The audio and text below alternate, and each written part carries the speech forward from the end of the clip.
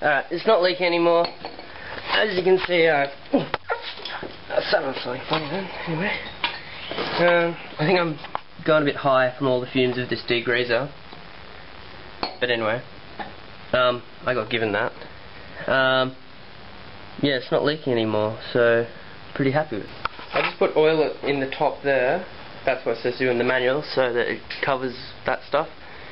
Although what I should have done first is adjust the tappets, so I'll do that now. Okay, I got my manual, and over here, you won't be able to read it, but it says the tappet clearance on valve should be 0.003, so 3/1000th of an inch for the inlet and 5 for the exhaust when the engine is cold. Okay, tappets are done, 3 thou for the intake and 5 thou for the exhaust. So now I can put the top box on, this one here.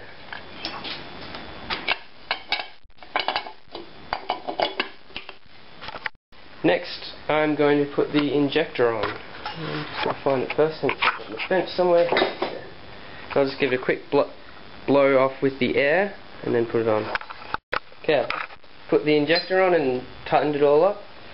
So the next thing to do really is put more oil in it, and oh yeah, I've got to put these this thing on. That's just like a cooling, like a wind deflector thing. There's something else that I've got to put on there. Take that toolbox off. So I'll put these two air deflector things on, and then I've got to wait. Oh, hang on, there's something else. There's a few more things in there, but I'll put these two on. Let's take this top rocker box off because I noticed oil dripping down the sides. It's because I didn't have a gasket under here and under there. So I'm going to actually, because it was oily, I just simply pressed it on here and made an imprint. And now I'll cut this out, and I just put the gaskets on and put this cover back on. It meant I had to readjust the tappets, but that's not hard. And I got this piece here to go on now, but I forgot, well, I didn't forget, I just didn't realise that it's held on with these nuts here, which I've already done up.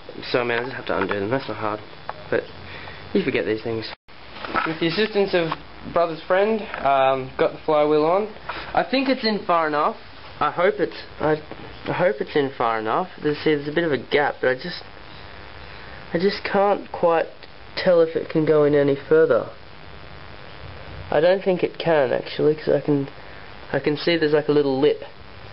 So now I'll put the nut on.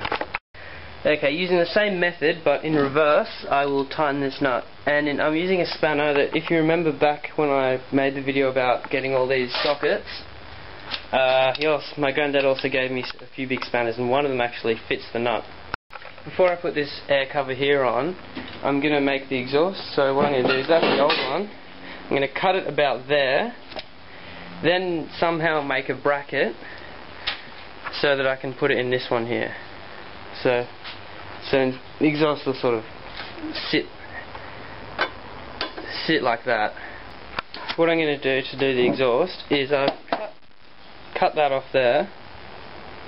So from here, I'm going to, this lump of steel here, I'm going to machine out the center so it fits over that. And then once it fits on, so it'll go to about probably about there, so I can still do up the nuts. Well, I have to work out how far to put it on actually, because the nuts still have to go on. Anyway, after that, actually, that metal's not very thick. Maybe. No, I'll leave that.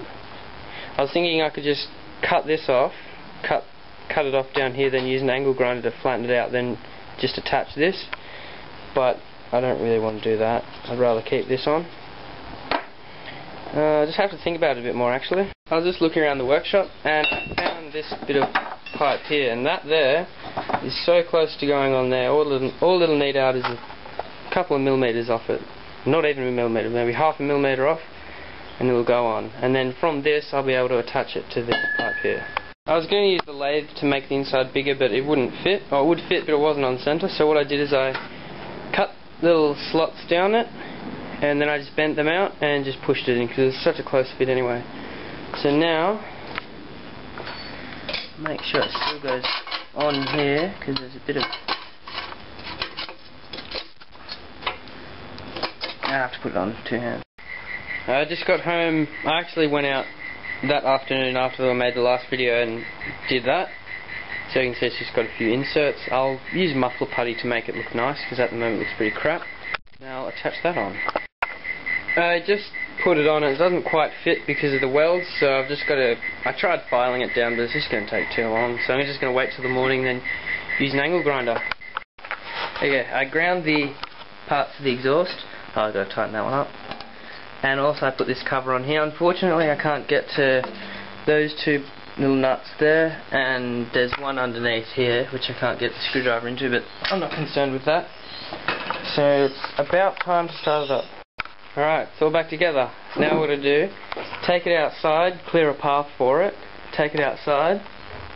Then what I'm going to do is I'll bleed the injection system, and I'll also see if I can actually get this to have a decent amount of heat on it with one of those transformers. I've got it on 13 volts and I can still...